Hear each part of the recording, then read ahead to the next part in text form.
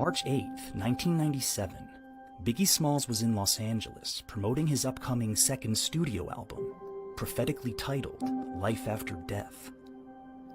He attended an after-party at the Peterson Automotive Museum following the Soul Train Awards. And by 12:30 a.m., the party had been shut down by the fire department, and Biggie Smalls and his fellow Bad Boy Records entourage had made their way to the exits and into their waiting GMC Suburbans on their way back to the hotel. At around 12:45 a.m., the Suburban carrying Biggie Smalls was stopped at a red light when a black Chevy Impala pulled up alongside it, and inside, an unidentified man dressed in a blue suit and bow tie rolled down the window, drew a 9mm blue steel pistol, and fired into Biggie's SUV, striking the iconic rapper 4 times. Biggie was rushed to a nearby hospital, where he was pronounced dead at 1:15 a.m. Biggie Smalls was only 24 years old.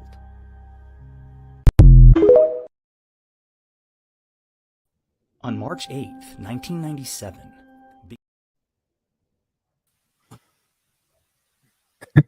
All right. We are live. That was awesome, and I think it worked. Welcome, everybody.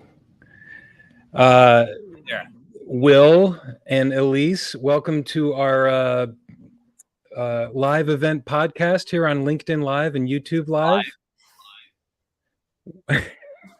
We are live. That's great. As actors and casting agents in your life, you've probably heard that before. So you have done this many more times than I have. So feel free to offer advice as we go on. You're doing a great job so far. Yeah, just keep it up. Thank you. You're a great actress for saying that. Yeah. It really seemed very genuine. So that's cool. I love the countdown. My brother taught me that. And so this is episode 6. And unfortunately, brother Matt Zembruski, this is a Zembruski Brothers podcast or live event. Matt can't make it today. But I do, you will see him in a few minutes. He has a question for you all.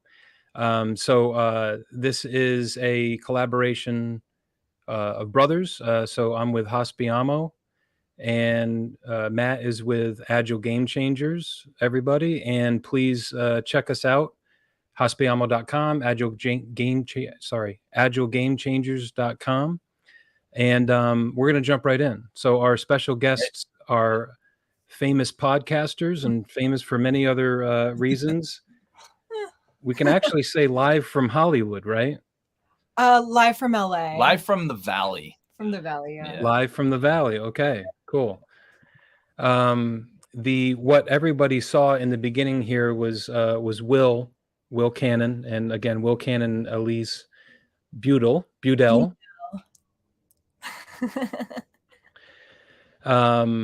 That was from season 3 of your podcast called Killer Heart to Hearts. Right. And I have I'm going to put that on here. Okay. So Killer Heart to Hearts is available on all podcast platforms. I looked them up, and you are literally on every single one of them. And I think I saw like 30 of them. So it's like, if you're having trouble finding it, then you're doing something wrong. Linktree is the site to go to. So Linktree, linktr.ee/Killer Heart to Hearts is where you, if you're not familiar with podcasting or listening to podcasts, you can find all of those platforms there, and you can find Google or iPhone, whatever you, or iTunes, whatever you may have with Spotify. And then killerhearttohearts@gmail.com is a great way to connect with Will and Elise. And we're going to get to that immediately, because we have a pretty cool thing that we're doing. And that is, I'm going to allow you to say something about Killer Heart to Hearts real quick, and then I'm going to talk about what Hospiamo is going to be sponsoring in this little contest that we're doing.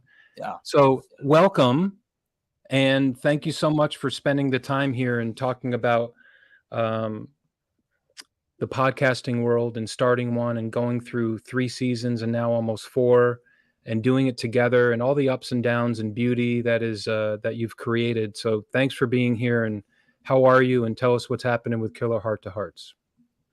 We're great. Wow. Thanks for having us. Like, what an intro. That's great. Kind words. I could go on and on. I can go on more if you Please want. do in that case. No, things are great. We just wrapped up season 3. We released the season 3 finale just on Monday. So that's the end of season 3. That makes 39 episodes that we have done this far, and we can't wait for season 4. Yeah. So, I mean, we're a true crime podcast. The first 2 seasons were general crimes that we found really interesting. Season 3 was basically any crimes that were famous people, celebrities. And then season 4 going back to our main. So here's this your cool logo. Yeah. And some nice photos of you. We're going to get to that because you guys look very polished and beautiful here. And like even IMDb quality. Yeah. I had a lot of fun with this. As I make fun of myself very often about learning Canva earlier this year to try to get this thing all done. But this is not normally what our intro or banner looks like. This is in your honor. We haven't had 665 other episodes, but this is episode 666, but it is actually episode 6. And we are not live. We are actually dead. Hospitality honoring visionaries and people who move. So I'm going to take that down because we have a video question for you. But first, I will say that anyone listening here, I'm able to kind of see on the side for comments. And so if you're on LinkedIn Live, if you're on YouTube and on Facebook also, and you make a comment here, I will see it. So here is John Cardonia. Gave you a nice little clap. Hey, John. We have a famous person, LinkedIn user. Oh, the LinkedIn user Says hi everyone. Hello. Isn't that fascinating? Hello. Yes. Thank you, LinkedIn user and John Cardonia. So anyway, you can see that John and our famous LinkedIn user have said something that I will keep an eye on. Now, what we are inviting people to do that we've never done before is a bit of a contest here. So with famous podcasters of Killer Heart to Hearts, just finishing up on season 3, you are beyond 40 episodes now? I think it's about 40. Yeah. About 40. So that's congratulations. That's amazing. Thanks. We've heard about pod fade. I don't know if that's a word or not, but we've heard about that there are almost like opening up a restaurant. Many open up, not many get through the first year, not many even get through the first season. So the fact that you have 3, it's almost like having 3 restaurants, very successful restaurants, which is very rare. So it's really cool. As a way to interact with our millions of fans out there, if you are here and you are on LinkedIn Live or YouTube or Facebook, type in not just a comment, but Will and Elise are preparing to write the topics, I guess, what you might say, or the cases that you are exploring for Killer Heart to Hearts season 4. And you haven't decided which cases yet. So there's an opportunity for our listeners and viewers out there to make a suggestion. Yeah. Right. So Hospiamo is going to sponsor the one that you choose if you choose one here live. So Very we are Yes. going to sponsor $500 to the production and editing and for the time. So That's amazing. You. If you get a bunch of junky suggestions, there's no obligation to offer a win, but we'll sponsor something anyway. Yeah. But let's see how that goes. Okay. And thank you. That's really generous that you guys are opening it up to ideas and cases. Oh yeah. Before I do a quick video question, let me just ask you real quick because that is a basic question about how you determine which cases to focus on.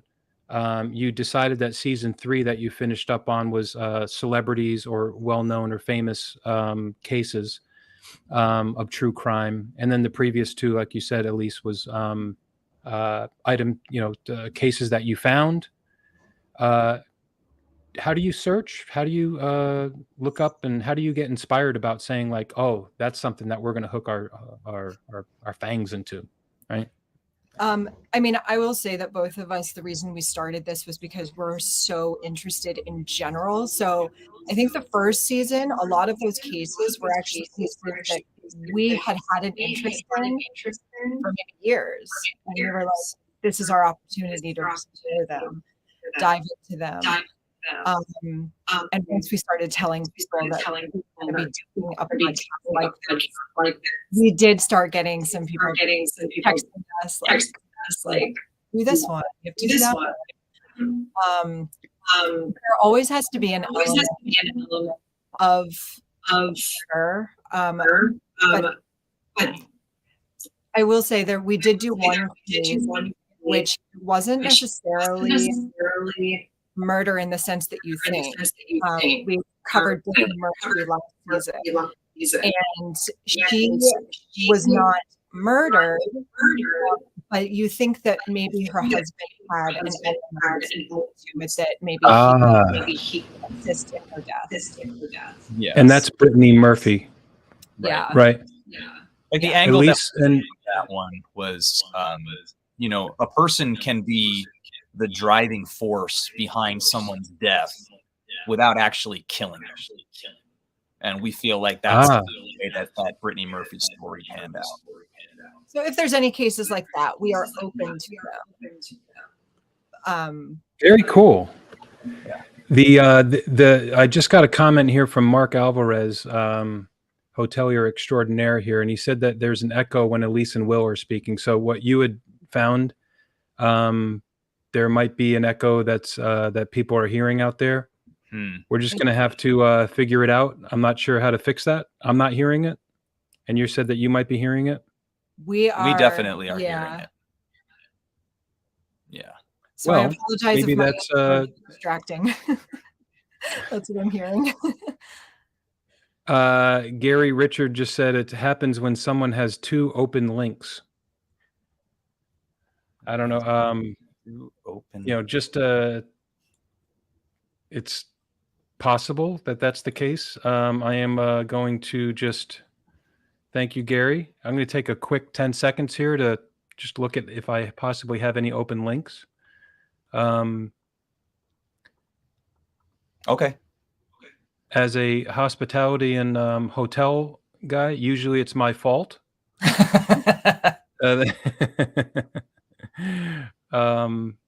And Yeah, I'm trying to see if we do on our end, because if you're not hearing it, and I'm not hearing it when you talk, but I don't see anything else open on our end. You know what? I think I may have found it. Can you, Gary, if you're still listening, you guys talk a few minutes. Okay. Thank you so much for coming. Yeah, it's good to see you, Adam. Oh, I still hear it, but it's not as pronounced. And I did notice before that as it gets going, the echo gets worse and worse. Like the echo gets louder as we're talking more. And I'm still hearing it now. Yeah. You are still hearing it now? Okay. What I had noticed was that I did have a YouTube link up, and I think that because we are YouTube live, that it's that is what's happening there. So thanks for your patience, everybody. We are going to continue on, and hopefully maybe we'll just keep our answers short because you said it gets worse and worse. But I am going up here and trying to log out of any open windows. I will tell you, if you are listening here and you're curious about doing podcasts, which I hope that you are, things like this happen. And we are using what's that? You just got to roll with it. You got to roll with it and learn as you go, which actually we're going to be talking about a lot. So we're on a platform called StreamYard, which I have kind of fallen in love with. This allows us to record and live and then stream to multiple platforms. And I can tell you that the any audio or video challenges that I've had, it was usually my microphone or the fact that I, had some other link open, which I probably did. So Mark Alvarez said it's good now. Good. I'll pop on Mark. So, hey, Mark, thanks, man. Thanks, Mark. Appreciate it. It's good now. And Mark, you're speaking for millions of fans out there, so you better be right.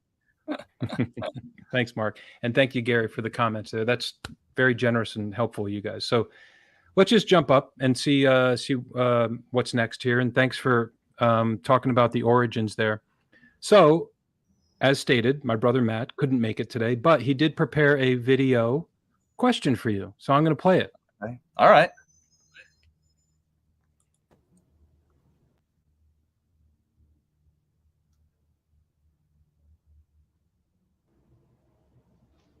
Hi, Will and Elise. Sorry I couldn't be there in person, but video is the next best thing. Can't wait to catch up and catch the entire recording of this interview session. But to get things started, I'd love to hear your answers to two questions. First of all, how did you come up with the name Killer Heart to Hearts for your podcast series? And secondly, as a bonus question for extra points, who created your epic logo for the podcast series? All right. You want to take the first one? Yeah, Cool. I have to give a huge shout out to my sister Bronwyn for that. I have two sisters, and when I told them that we wanted to start a podcast, we actually went out to lunch and just brainstormed a bunch of names. And as soon as Bronwyn said that one, I was like, that's it. Because the angle that we wanted to go with our podcast was that we were going to talk about the case itself and then have a discussion. So a heart-to-heart conversation about this case. So it just was really fitting. Okay. Yeah. There you go. It's a heart-to-heart conversation around Killers. About killers. No, right. Romantic, True right? crime. Yeah, that's really cool. Yeah. Yeah. Yeah. For the logo, very nice. Yeah. How about for the bonus points, as Matt calls it? For the logo, our initial first two seasons, we had a different logo. Shout out to Canva. That's we used Canva, and we used a photograph that I took in a park, and it was kind of like a creepy, misty photo. And we used that with like a heart graphic and some red blood, and that was our logo for the first two seasons. But Elise and I made a conscious choice to try to up the ante with each subsequent season, to try to always be improving and polishing what we built upon last season. And one of the things we chose to do this season was to do a new logo. So I actually contacted a guy on Fiverr, and I sent him our current logo and some kind of like theme, tone, buzzwords, colors that I wanted to use, and kind of just like an overall general tone of the logo we were looking for. And he came back with this, and we did very minimal revisions of it. He took all of our notes and created this for us, which we're just in love with. That's really cool. You went to Fiverr, and so you hired an independent contractor that was good at what they do, and so you brought love that. And I love this logo. It's great, Very right? deep. Yeah, deep. Just scary enough to gives me the chills to want to hear more. You got the little hand over here. It is a yeah, and it's love it. And so Matt, thanks for the asking that question. Yeah, thanks, Matt. So Matt talked about, or Matt, the question is around, how'd you come up with the name and the logo, and generally speaking, some of our previous guests and also the people that Hospiamo feels that we represent are the workers, the line level servers in hospitality, hotels, restaurants, and the leaders and the managers. They are probably the most vocal when it comes to expressing the things that they want to hear about on these episodes. Many of them have already been special guests. One of them is Evelyn Barnes Willingham, who also did a video question for you. We're going to get to that in a minute. But a lot of them are curious about like the origins, right? So the topic, generally speaking, that they say is, I can't do that because, meaning if somebody says, hey, I want to have a podcast, they see you in this booth and the music and your voice and your microphone, and it looks really cool and posh. And that's season 3. And what I have said is that, listen, let's ask Will and Elise if it was always like that. And so we are also going to get to that a little bit. But you, in our green room interview, said some things that I thought were pretty fascinating. You said, bare bones, figuring it out and making do with what you have. And so, and you also shared a picture here that I'll share again here. So that's where the magic happens. So when you talk about figuring it out and making do with what you have, describe what this is. And right. So this is COVID. During COVID, I decided to turn the bottom half of my linen closet into my dog's house. So I took out all the shelving and I put in a dog bed and I put up little dog pinup pictures. And so that's where he hangs out. And then as COVID went on and, Elise and I got together and we decided that we wanted to do a podcast. The first way we tried to do it was sitting at our kitchen table. It did not work. The sound was just too echoey, too, like in a tin can kind of a feel. And we immediately knew that wasn't the sort of product that we wanted to put out there. So we had to sort of think outside of the box. And, since I had already converted the lower half of this linen closet into a doghouse, it was only, logical for me to convert the upper half of it into a sound booth. Very cool. So is this where you were standing when we were watching you with the Biggie Smalls? Yes. Yeah. At the start. So that's where you were. And so this is where you live. Yeah, this is our hallway in our apartment. Yeah. Very cool. Nice, because if I'm watching your Biggie Smalls, for example, the episode, you never know it, right? It looks like you're somewhere in a music recording studio, right? So it's pretty cool. I love seeing that because it means it just encourages me to I'm here in my house, and I got the background here, and I probably should spend more time thinking about that, but I don't. But it does. Sharing that means a lot because it means it doesn't have to be perfect, but you just went in and figured out because you had a determination to say, we're going to do it and let's figure it out. Right. Like, from the beginning, this podcast has been for each other. Like, we do it for ourselves. We both come from performing backgrounds, we're both storytellers. And we were both craving creativity in our lives on a regular basis. So, when we first started dating, we quickly found out that we both loved like Dateline and true crime and all that stuff. So it was only natural for us to want to venture into the podcast realm, and we just had to do what we had to do to be able to have a product that we were proud to to share with people. Yeah, and I think that Very that's cool. Yeah. because we did listen to a lot of podcasts that the quality wasn't as good as what we had wanted to put out there, and we were like, okay, how do we? Our apartment is very small. We don't have a lot. We're in LA, where it's a 1-bedroom apartment, and we were like, if we're putting something out, we need it to be of quality that we're proud of. So we actually tried, I think, like 3 different scenarios until he decided, he was like, we're going to make Buster's Attic our podcast studio. And it worked. Is Buster there with you today? He is. Yeah, he's sleeping right Is now. he being? Oh, really? Oh, he's being good. I will not say his name. Yeah. As long Hopefully as the the echo Amazon problem guy, won't echo. as long as the Amazon guy doesn't come, we're good. Yeah. So. Well, going back to what you had mentioned about season 1, right? Or the origins.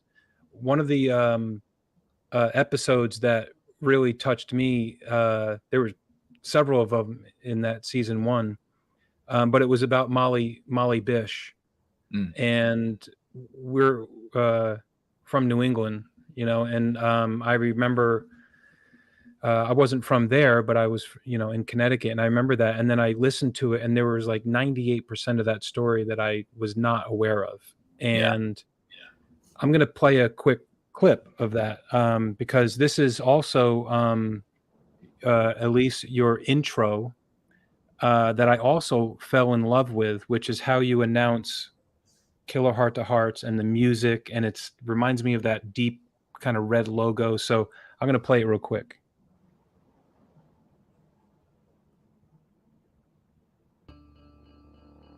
Molly Bish was just 10 years old when she wrote a letter to the parents of a missing girl, offering them love and compassion.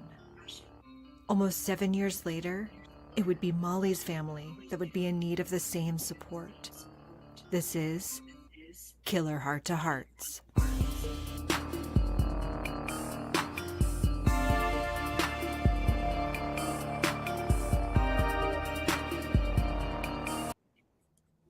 Yeah. I love that. And you still do that today, right? You still do this is Yep. That was Killer a Heart to Heart with that theme music. throughout. We have not changed that. So we've improved upon other Interesting. aspects, but we've kept the intro. Love it. Yeah, I love it. So I'm going to ask a question. I hope I interpret this well enough. Gary Richard here. Interestingly enough, he asked the question here: how challenging is it to be an unbiased journalist, yet not to overstate your own view? And so also the topic, thank you, Gary, very much. You're also talking about very sensitive things. This is true crime. So there are families involved that, and you have an opinion about those things, and you have a heart-to-heart conversation about those things, and that's what it's beautiful. And but it's got to be a fragile kind of fine line where you can sometimes fall over one way or the other. But regarding the Molly Bish episode, but also everything that happened around Molly Bish, that was a very local and very call it small town occurrence, but made national headlines and such. How did you dance around that? And Yeah. was that difficult? So Molly's episode was actually interesting because that was the first time that we had the opportunity to actually interview a family member. So I interviewed Heather Bish, Molly's sister. And so you can hear her voice throughout the episode. And I was terrified to put this episode out because it was the first one that I knew her family was going to listen. The others felt there was a distance there. I wasn't sure, maybe if they Googled their loved one's name, they would come across our episode, but with Molly, I knew Heather was going to listen.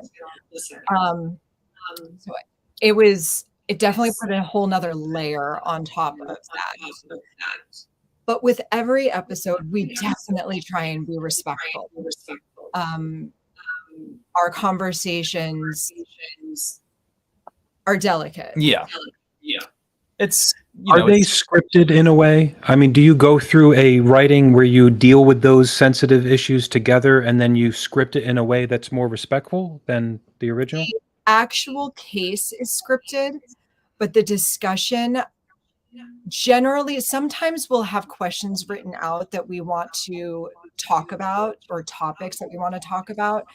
But a lot of times it's off the cuff. Yeah. Like, with true crime, like especially cases that are solved, the facts are the facts. And this is more addressing Gary's question, the facts are the facts. So it's like, it's hard for us to overstate or put our own imprint on facts of the case. You know what I mean? When it comes to what we add to it would be in those discussions where we discuss possible motives or what might have led somebody to do that.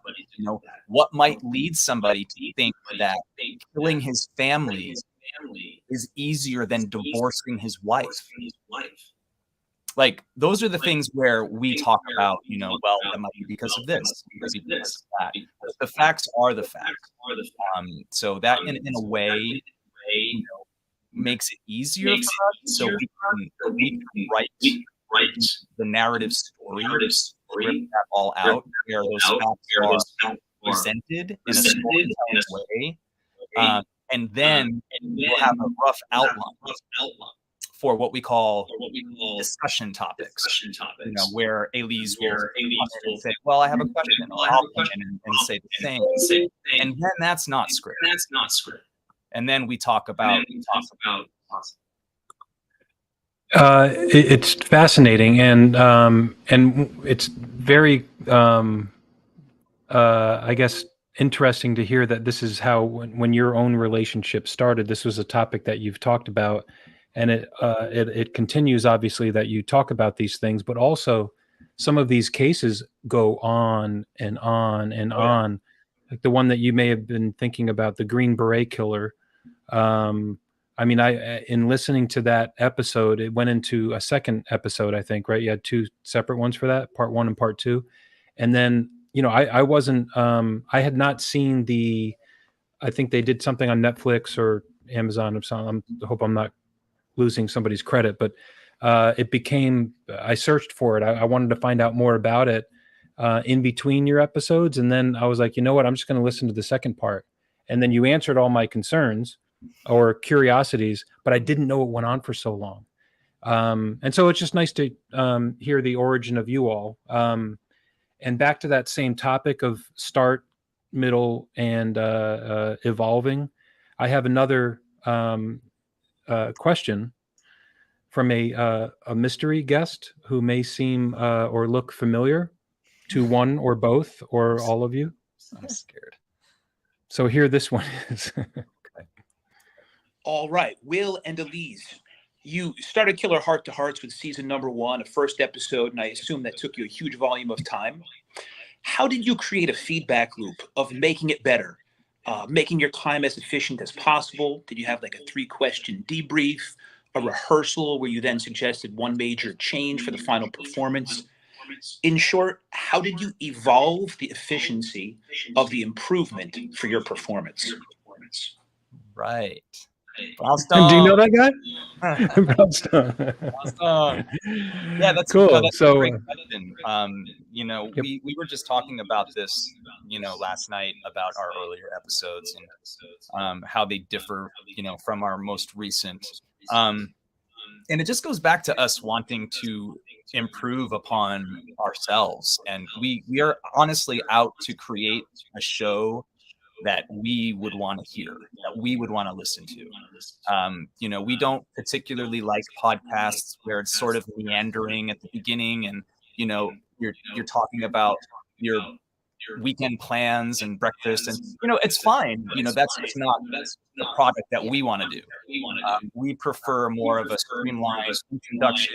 Let's get into it, because that's why. Good. That's a good point. Yeah. So it's So we try to identify areas where we can improve from season to season, and then at the end of the season we sort of take an inventory of how we felt about the season and where we feel we could improve. So that's that feedback loop that he was talking about. I guess it's got to be constant. So I mentioned Evelyn Barnes Willingham from season 2. She also made a video question for you, and it's kind of about the origin of things. Cool. I have a video, but I found out as we were preparing here that her audio does not come through. So I'm just going to show her picture here, and then I know her question, so I will ask it, and I'll mention her. So that's Evelyn, and I think you can still hear me, and so I'll try to. I'm not going to try to lip sync. Thank you, Evelyn. So Evelyn was our one of our hospitality visionaries and people who move hospitality, and she's a powerhouse. She's empowerment focused. She started her own nonprofit called Boss Women on a Mission. She's a hotel general manager in Alabama, and so her question was around the. So she has a large group of boss women that are part of this nonprofit, and they do amazing work, Mississippi, Alabama, and empowering women, people in their community. And so she's being very genuine in this video that you couldn't hear, but she is saying, we want to start some sort of podcast. We want to start some sort of media content that is planned, consistent, and prepared. And her question was, is there anything that she should avoid doing, possibly something that you did early that you wouldn't do again if you had the choice? Something like that. That's what she was asking. I don't know if there's anything that we feel like we should avoid, but I will say that consistency is key. In just, if you're going to be putting out episodes, I say definitely be consistent about when those episodes come out and all that, so that people who follow you know when to tune in. That's a huge thing, is every Monday people know that you can tune into our podcast when it's on. I mean, we chose to do seasons. So when would and it's every Monday? You kind of upload it on what, Sunday night, and then it comes up on Monday, and people so Buzzsprout is the company that we use the platform that we use to upload our episodes, and then those we tell them when we want it to go out, and then they disperse it to all the different platforms. Cool. So one click of a button, they do all the work. Oh, it's just that easy. Sure. Good. That's actually helpful. So Buzzsprout, it's very similar to this platform where we use StreamYard, and that allows us to not only record, but stream live and things like that. And you just press a button.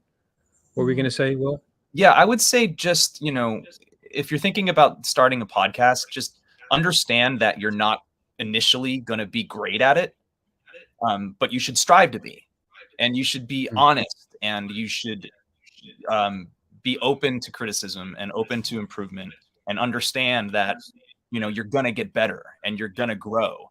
And that should be the point, a lot of people say that, all the earlier episodes of not talking about our podcast, but, some people scrub their earlier episodes. Some people go back and they re-record them. We've decided not to do that because I'm proud of our journey, where we started, and when we're nowhere near where we're going to end up by any means, but at the point we're at, I'm proud of where we are and where we came from. You should be. And you're talking about resiliency and consistency, and Elise, you also mentioned consistency too, because if you stay consistent, then naturally, it's very rare if somebody stays consistent that they're just going to get worse and worse and worse and worse, and you will get at least the same or better. Whatever better is, whatever good is, it's this journey that you're on. And I've been listening to your and then watching your podcast for all the seasons now, and I will just tell you that it's thank you for keeping them there, Will, and because it's very inspiring to see that transition, that evolution for someone like me, who this is episode 6. We just started this, never done this before in my life, right? My brother kind of threw me into the deep end and said, "Hey, you need to start doing this." I said, "Okay." Do I need a microphone? I don't know. So it's yeah, I would say good on you for keeping them published, and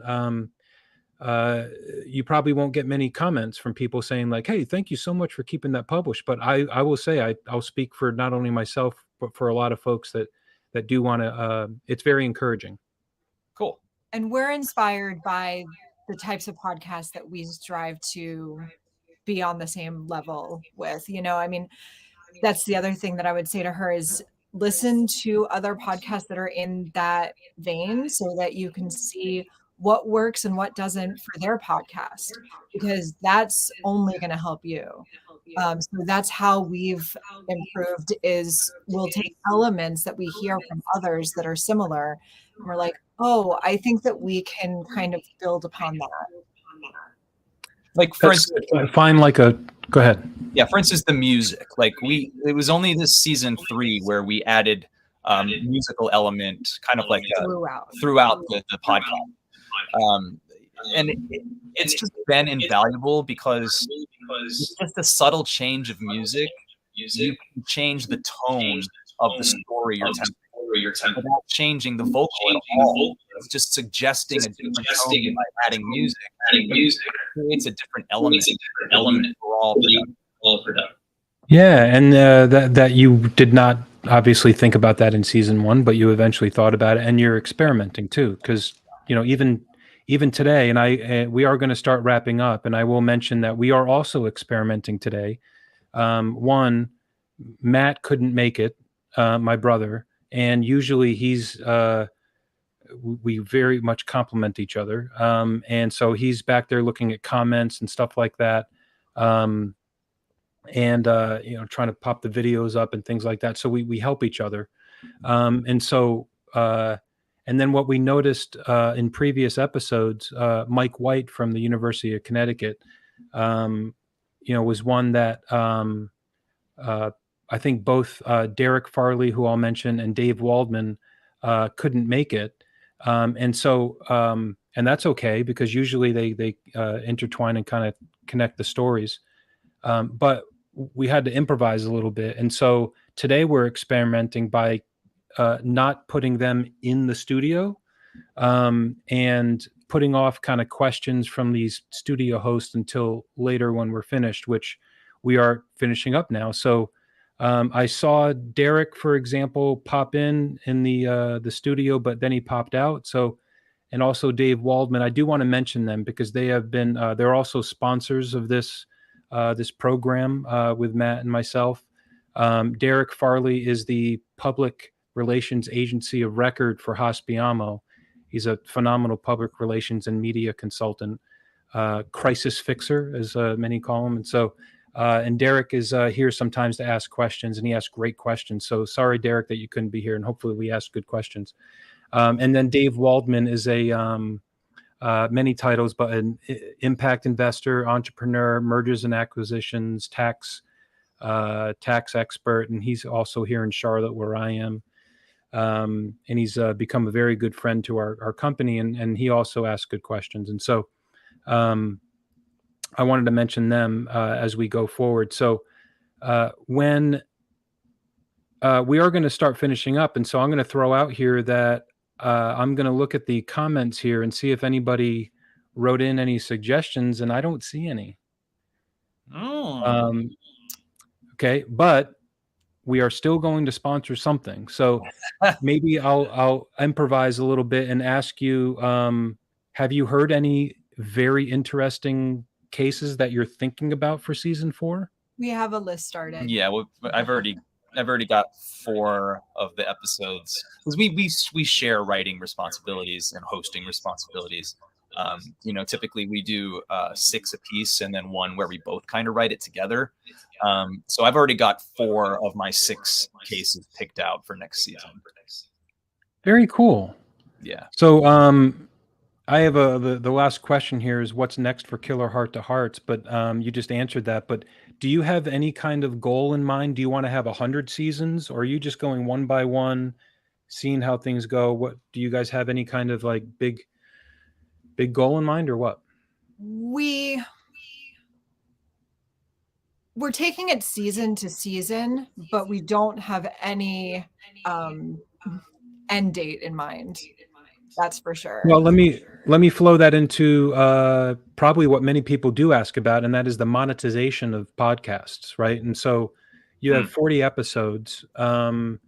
Is there some sort of like episode length in podcasting that you start to think about monetizing, or how does all that work, basically? Yeah, I mean, we are starting to think about it for the next season. I feel like we have kind of a base that's really good and solid. And so we are going to start branching out, reaching out to sponsors. There's a lot of different ways to monetize in podcasting. So it's just about not getting ahead of ourselves too quickly and seeing what makes sense for us at this stage. So yeah, sponsorship is probably going to be the first level. Right. We will eventually have merchandise and, stuff like that, but that'll come. Yeah, it will. And I will tell you as a compliment, it's very clear to me as a listener that you're doing this. It's very genuine and authentic, and I can hear it in your voices, in your conversations. And even if I told Will that I couldn't even tell that it was scripted by listening to it. It really does seem like there's a natural conversation that happens there. And I don't think that could happen when it's not genuine or, excuse me, or that you're doing it for the money, right? Or you're doing it for, we want to make $1 million with this podcast and this is how we're going to do it. It's very genuine in how you've approached it. And it's what's kept me attracted to it and very loyal to listening to it. So, yeah, I think instead of having the goal being to make $1 million, I think the goal should be to make the best podcast that you can, and then hopefully the money will come in after that. But the focus is on making a great podcast that I would want to listen to. That's my focus. It's hard work. So if you don't love it, then that's where pod fade is going to come in. Yeah, because it's a lot of work. We put a lot of hours into the research, and in this particular type of podcast, you cannot be wrong in the facts. So we have to make sure that we're thorough, do a full investigation on our own.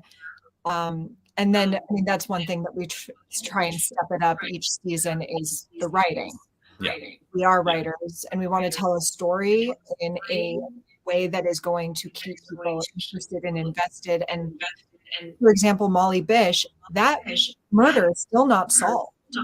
So that's something that, we urge people to go and listen to her story. Gary Richard has comments on here. He's actually a guest on that episode. So thank you, Gary. Because he does a lot of pro bono work in helping that family. So that's wonderful. And you never know, right? You never know the more that you put it out there with respect and honor, something could come about years from now or someday. Yeah, exactly. It's really your own journey. You're taking on journeys along with other families that have gone through something themselves, and it really is. I do see the beauty in that, and I do hear it, and so quite often. And that's how our podcast works. You know, not every podcast is scripted like ours. You know, even true crime podcasts often are not scripted. It's just people talking about the cases in the same way that you and I are talking now. That's just not our particular brand of podcast. You know, so it doesn't have to be scripted. It could just be conversational. It's just what you're after. Heart to heart conversation. You got it. Yep. There you go. Nice name. Well, we can finish up, y'all. I thank you so much for the time. And we are aware, and we haven't discussed it, but this is not a full-time gig for you all. You have other jobs and duties. And out there in Los Angeles, in addition to taking care of Buster, the now famous linen closet dog. Yeah. Thank you sincerely. And we got to do a follow-up to, would love to ask you to do this again, maybe before season 4 comes out. And you can talk about so let's do it. And thank you, everybody. And we will sign off, and we'll see you again soon. Thank you. Love you guys. Thank you very much. Clear. Thank you. Thanks so much.